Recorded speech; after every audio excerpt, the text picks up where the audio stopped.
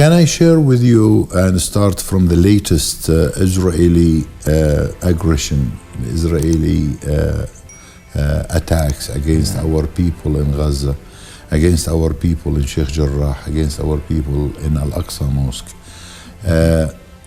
If you visited any of the Malaysian states, any residents all over Malaysia and the streets, the Palestinian flag was raised on every single resident and every single residential tower, on the governmental buildings, and the private sectors, houses and residences. The message of Malaysians was strong, and their demonstration on the streets to support Palestine and the Palestinians. The Palestinian cause represents the core of justice for the people of Malaysia. They feel that it's their duty to support the people of Al-Quds, Jerusalem, and to help the Palestinian people reach their national goal of freedom, justice, and independence. To know more about the Palestinian-Malaysian relationship and the cooperation between the two governments and the two peoples, it is a great honor to have with us in the studio the Palestinian Ambassador to Malaysia, Mr. Walid Abu Ali. Welcome to the program, Mr. Abu Ali. Thank you very much for hosting me while I am on my vacation to Palestine. It's an honor to be with you to update you and brief you about the bilateral relation between Palestine and Malaysia. Most welcome. We know of the beauty of Malaysia as a country and the kindness of its people. How do you feel being the representative of the state of Palestine to Malaysia? Well, I'm proud to say that Malaysians from north to south, east to west, are unified on the issue of Palestine.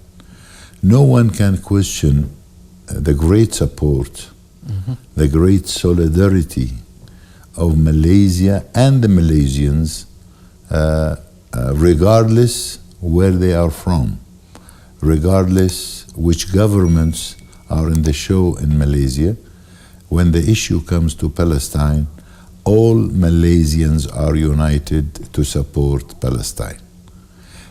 So my position as an ambassador to represent my people, my government, my leadership in Malaysia is so easy. I don't have to promote Palestine to the Malaysians. The issue of Palestine lives in the heart of all Malaysians.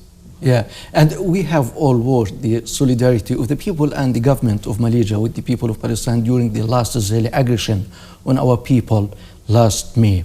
How this support is it translated into long-term political support at the national and international levels, at the United Nations, for example, and international organizations, and so on? Can I share with you and start from the latest Israeli aggression, Israeli attacks against our people in Gaza, against our people in Sheikh Jarrah, against our people in Al-Aqsa mosque. If you visited any of the Malaysian states, any residents all over Malaysia and the streets, the Palestinian flag was raised on every single resident and every single residential tower, on the governmental buildings, and the private sectors, houses and residences. The message of Malaysians was strong, and their demonstration on the streets to support Palestine and the Palestinians. When the issue comes to Al-Quds, to First Qibla, to Al-Aqsa mosque, you touch the heart of the Malaysians. Malaysians do sympathize and actually translate their sympathy through actions with Palestinians, whether in Gaza, in the West Bank, in Jerusalem, even in diaspora. The support that Palestinians receive from Malaysians for the Palestinian community in Malaysia is great. Palestinians, as you know, we have almost 1,500 students, postgraduate and undergraduates in the Malaysian universities. Palestinian students are treated equally to the Malaysian students, in addition to many scholarships offered by the governmental and the non-governmental universities all over Malaysia. So we are actually, it's a great honor for us as Palestinians. We are treated especially and exceptionally in Malaysia. Yeah, you're talking about the students and about the universities, and we know just a week ago, tens of thousands of Palestinian students ended a Tawjihi exam, the general secondary exam, and we have many distinguished students. Any news for these students concerning scholarships as part of the Malaysian assistance to the Palestinian people? I was lucky. I had a meeting with the Minister of Higher Education, Dr. Mahmoud Abu Mwais, and tomorrow I'm meeting Minister Marwan Awartani to discuss the student situations in Malaysia. Because of the COVID-19 and because of this international challenge with this pandemic, Malaysia is still under the what we call it, the MCO. Lockdown. Still locked down because of the COVID-19. So for more than a year and a half now, students in Malaysia have been studying online. And my message to our Palestinian students who just succeeded in the Tawjihi, and after I congratulate them and their families with the excellent results they had achieved, any Palestinians are welcome to apply online.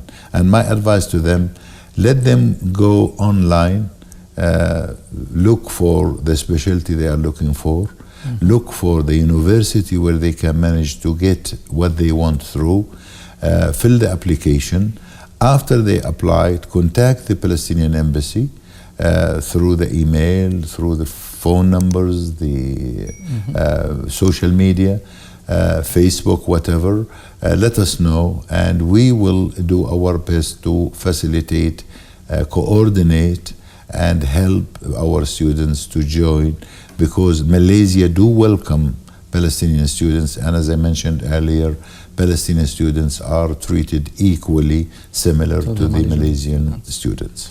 Yeah, and in the same context, Mr. Abu Ali, the online school or schooling from distance project for the Palestinian community living in Malaysia, if you elaborate on that. Well, we do have a Palestinian community. We have over 1,200 Palestinian refugees registered in the UNHCR office in Kuala Lumpur. And one of their main challenges over there is to find a way for their children to join a school. We do have a lot of international schools, but when it comes to the Palestinian system of teaching system, they do have some difficulties.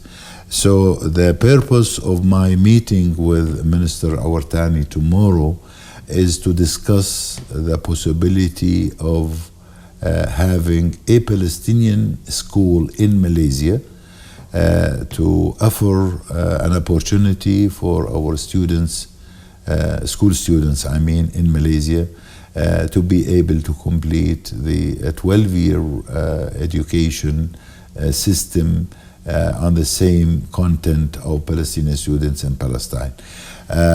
I became aware that we had experience of having education system from distance. An experience was started in Turkey, as I understood from the ministry, and in principle we discussed with the ministry the opportunity of having the same experience in Malaysia. So inshallah tomorrow when I meet with the minister, I will be highlighting this and try to get the ministry to do whatever they can do to help our Palestinian community in Malaysia. And back to the political situation, the Organization of Islamic Cooperation issues statements criticizing the Israeli occupation policies against the Palestinian people from time to time. We know the influence of Malaysia in this important organization. So how can they push the Organization of Islamic Cooperation to go beyond the criticism and take tangible steps on the ground? Well, out of experience, Brother Osama, let me just highlight and emphasize that the Malaysian governments, up until the moment, they have no diplomatic relations with Israel. Sure. And they have been showing their support to Palestine since the independence of Malaysia. And through my meetings with the politicians, with the parliamentarians, with the government ministers, the present Prime Minister and the former Prime Ministers of Malaysia, they all had confirmed to me that a diplomatic relation with Israel can only be done if the Palestinians achieve what they want in terms of an independent Palestinian state with Al-Quds as its capital. Without that, Malaysia is not prepared to have a diplomatic relation with Israel. So no one can question the great support of Malaysia, the government and the people locally in Malaysia, regionally within the Asian countries and internationally. And I will never ignore and forget that the Prime Minister of Malaysia, when he addressed the people of Malaysia and the international community through the Israeli latest attack on Gaza and on Al-Aqsa Mosque, Malaysia was clear, shared the position of Malaysia with the Islamic world, with the Arab world, and with the international community, condemns the Israeli crimes against Palestinians, condemned the Israeli violation of the international law. Even on the United Nations, on the General Assembly, on the Security Council, Malaysia's position has been unchanged. And I believe personally that Malaysia will continue its position in supporting the Palestinian cause. Yes, and concerning economic relationships, tourism, people-to-people relationships, how the Palestinian embassy there works? Well, we interact with the people of Malaysia on any events in terms of our so many events that we have through the year. Always whenever we share with the Malaysian people and the government any events, you easily can witness how much they support Palestine and the Palestinians. In terms of business community, trading between Palestine and Malaysia, I managed virtually to organize a conference between the Palestinian business community people and the Malaysian business community as well, and they had shared ideas. Unfortunately, because of the pandemic, because of the COVID-19, tourism in Malaysia was affected so much. Still, tourists are unable to visit Malaysia because of the restrictions they have trying to counter the virus. But we had shared with the Malaysians drafts of MOUs to be able to sign about 22 drafts of MOUs I shared with the Malaysian government on behalf of the Palestinian government and the Palestinian private sector as well. Inshallah, soon we will be able to finalize many of those MOUs. The Malaysian credentials to Palestine have been shifted from Cairo to Amman. The Malaysian ambassador in Amman who is waiting to present his credential to President Mahmoud Abbas soon, inshallah. We are trying to coordinate that. All in all, I can say we are in a good shape in terms of trade, economic relations with Malaysia. The Palestinian dates, majul dates, the Palestinian oil, the Palestinian olives, the handicrafts, Palestinian handicrafts are, you can see them anywhere in Malaysia, in the local market. I do hope that Palestinian businessmen can be encouraged to share and to import Malaysian products to the Palestinian market.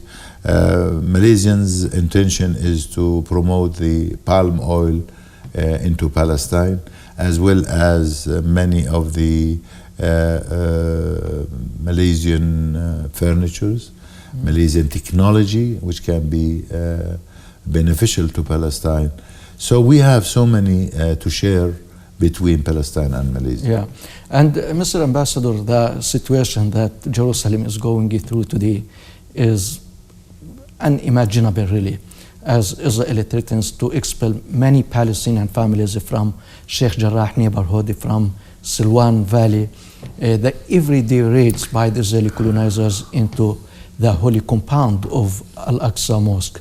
Now, we know the Malaysian emotions and the Malaysian conviction that Jerusalem belongs to the people of Palestine and the Muslim and the Christian world, for sure. So how can we use this relationship with Malaysia to press the international community to take a tangible position and stop these Israeli crimes against the people of Al-Quds? Well, I was lucky. Yesterday, I was in Al-Aqsa Mosque together with my wife. I visited Al-Aqsa Mosque and I offered the Dhuhr and Asr prayer in Al-Aqsa Mosque. And I witnessed the celebration of the first Hijra year in Al-Aqsa Mosque yesterday. Actually, I was really honored the way I was welcomed as a Palestinian ambassador to Malaysia through the management of Al-Aqsa Mosque. Sheikh Azmi, Sheikh Omar Kiswani, and many of the Al-Aqsa Mosque imams had welcomed me in Al-Aqsa Mosque, and I had the chance to speak to them, and I shared with them the greetings of the Malaysian people and the message I always received from Malaysians, which I shared it with my dua and my praying to Malaysia and its people in Al-Aqsa Mosque. Al-Aqsa Mosque, as I said earlier, means a lot to Malaysians. And I have to share with you that the biggest political Malaysian party, UMNO, 2 weeks before I left Malaysia, had contributed an urgent and emergency funding for Al-Aqsa Mosque, which was about $100,000 through the Jordanian Awqaf, through the bank account of Al-Aqsa Mosque in Jordan. The funds was sent immediately to fix the damage created by the Israeli army when they invaded Al-Aqsa Mosque and they attacked and damaged the main entrance of Al-Aqsa Mosque. And I was contacted by the leadership of UMNO, who had confirmed to me that this is a beginning of urgent funding to Al-Aqsa. The dream of any Malaysians, regardless where they are, which state they belong to, they have a dream to offer a prayer in Al-Aqsa Mosque. And the minute you speak about Al-Quds, about Sheikh Jarrah, about the suffering of our people in Sheikh Jarrah, I think we organized together through the coordination and the cooperation between Palestinian TV and the Malaysian Hijra TV, a special function where Malaysians had shared their ideas and their thoughts about Palestine. When we had the most younger youth former minister, Sayyid Sadiq, and we had the First Lady, Dipora, the former First Lady, and they represented the youth of Malaysians and how much they are linked to Palestine, to Al-Quds, to Sheikh Jarrah.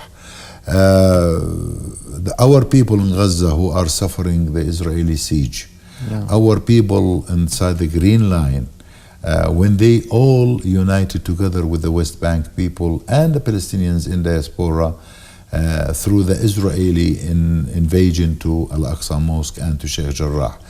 The message of Malaysia was among the strongest messages we received all over the globe. And this interprets how much Malaysians are linked to Palestine and Al-Quds as much as Palestinians who have been suffering for the last 7 decades. Yeah, and my final question to you, Mr. Ambassador, you're coming to Palestine to spend the vacation with your family, with your friends, relatives, and the people you love, and I'm sure that you love all the Palestinian people. Did you enjoy first your visit and your stay here? And your stay here, did it add any new item to your agenda when you're back? I'm going back to Malaysia. I did enjoy my holiday. Personally, I managed to get my 2 sons get married and we enjoyed the wedding. Thank you very much. But in addition to that, I will share with the Malaysians, the government and the people of Malaysia, the truthful, honest feelings of Palestinians to Malaysia. How much Palestinians like Malaysia. I always shared with Malaysians that the dream of our Palestinian youth is to go and spend the honeymoon in Malaysia. It's the dream of our Palestinian teenagers to go and spend sometimes a holiday in Malaysia.